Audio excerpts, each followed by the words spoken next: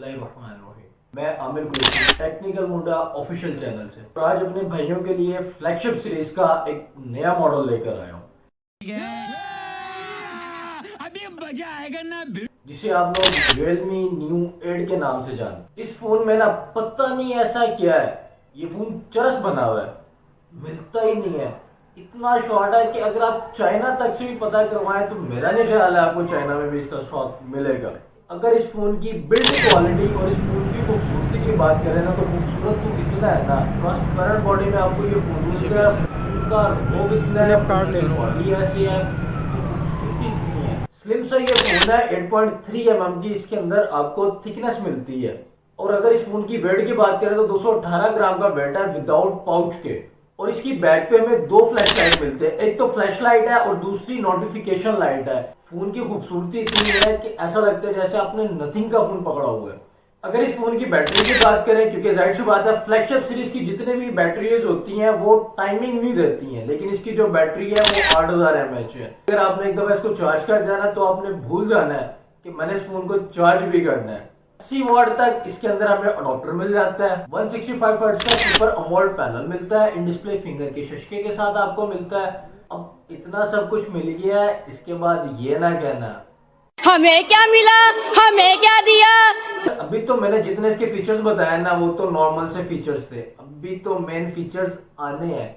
और अगर बात करें इस फोन के इंजन की यानी कि प्रोसेसर की, क्योंकि फोन को जो स्पीड देता है वो प्रोसेसर ही है। प्रोसेसर तो इसमें Adreno 5 लगा हुआ है जो इस फोन को वर्क स्टेशन बनाता है। अब हमारे पाकिस्तानियों का सबसे मेन फीचर यानी कि कैमरा अच्छा होना चाहिए, फोन चले या ना चले, स्पीड दे या ना दे। चौधरी कैमरा ऐसा होना चाहिए ना जो पप्पू अच्छा बना दे। चौधरी 50 मेगापिक्सल का मेन कैमरा मिलता है और 50 मेगापिक्सल का टेलीफोटो लेंस मिलता है, यानी कि चौधरी दूर की तस्वीरें बना, दूर दूर से। दूर की तस्वीरें तो हर वक्त नहीं बनाएगा, अपनी तस्वीर बनाने के लिए सेल्फी कैमरा भी चाहिए, तो घबरा ना।